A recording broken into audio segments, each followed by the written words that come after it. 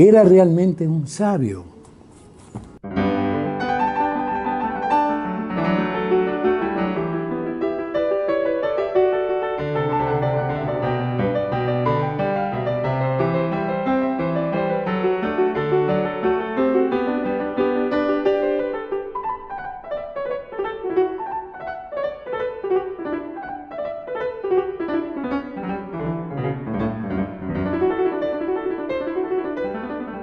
Recuerdo que había un periódico La Noche, creo que quedaba en Amargura, que tenía unas páginas literarias y me invitaron a mediodía ahí.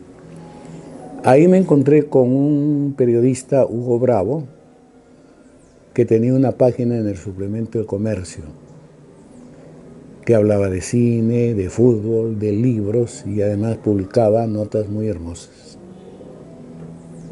Entonces nos presentamos, serían las 12 del día,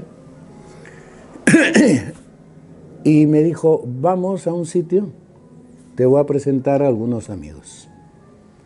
Y de ahí de la Amargura nos encaminamos a la Plaza San Martín, al Bar Cela. A partir de las 12, 12 y media,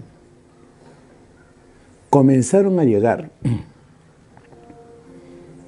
casi todos esos escritores y poetas que yo había leído en Arequipa. Llegó Bendezul, llegó Alberto Escobar, llegó Guevara, ¿no? Yo pregunté por Ribeiro, me dijeron que hacía poco se había ido a Europa. Y yo quería conocerlo y hablar con él, pero ya. Quería también conversar con Eyelson y me dijeron que se había ido a Europa también. Ahí se acercó un señor bajo, poco gordo, con un cartapacio lleno de libros y de papeles. No cartapacio, sino con un maletín, ¿no? Y se sentó a mi lado, ¿no? Estaba interesado de lo que había pasado en Arequipa en el año 50, la gran rebelión contra Odría, ¿no? Conversamos y me dijo que se llamaba Washington Delgado. Y para mí fue una gran complacencia encontrarme personalmente con un poeta que yo había leído con mucho interés en Arequipa. Inmediatamente nos hicimos amigos. Estaba también Eleodoro Vargas Vicuña. Y me dijo, mira, mi papá y mi mamá son del Cusco. No me dijo si había nacido en Lima o en el Cusco, ¿no? Yo vivo con mi madre, con mi mamá, y mi mamá prepara unos exquisitos rocotos rellenos. Así que te invito para el próximo sábado a mi casa, y a Eleodoro también. Y en ese entonces Washington vivía en Iquitos, en La Victoria. Ahí había un cine que se llama Metropolitan, creo. Más allá era una especie de quinta, y al final de la quinta había un departamento. Llegué con Eleodoro a la 1. Su mamá nos recibió con mucho afecto. Él solamente vivía con la madre. Y lo que me llamó la atención era que el jardín, la casa del fondo tenía jardín. Todo el jardín era una gran jaula con unos árboles ahí y una cantidad de canarios de todo tipo. Y entonces la madre se acercó, no sé qué hizo, y los canarios comenzaron a trinar. Y los rocotos que me ofreció su madre fueron muy exquisitos. Luego nació una gran amistad con él, lo mismo con Eleodoro, ¿no?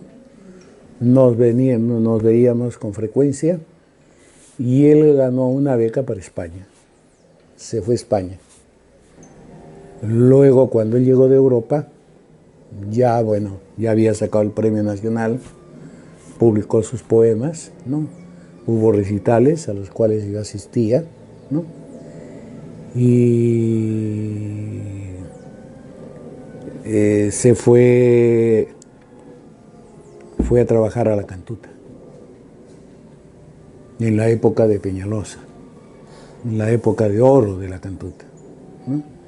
La plana de profesores de literatura y de lenguaje estaba formada por Luis Jaime Cisneros, Javier Sologuren, Luis Alberto Rato, Washington Delgado, ¿no? Eliodoro Vargas Vicuña, Alejandro Romualdo Valle, y yo era profesor ya ahí.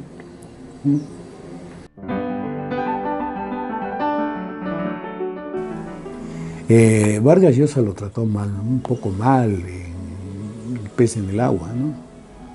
Porque se burla de él, dice que sigue a Bertolt Brecht, pero no, pues, no es así. Él, la influencia en sus poemas, en sus primeros poemas, tiene influencia del poeta Salinas y de Guillén, no el cubano, sino el español. Luego va a recibir la influencia de Bertolt Brecht, ¿no? En esta cuestión de las influencias, habría que distinguir el sentido de la influencia. Pueden haber tres tipos de influencia.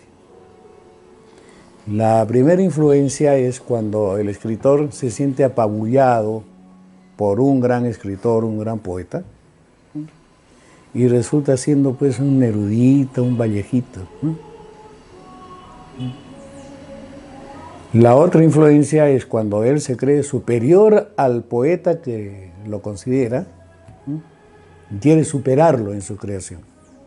Y nunca lo va a hacer, porque cada poeta es un faro, pues, ¿no? Y la otra influencia es cuando el creador, en su quehacer poético o narrativo, lucha contra esa influencia. ¿Qué es la mejor influencia?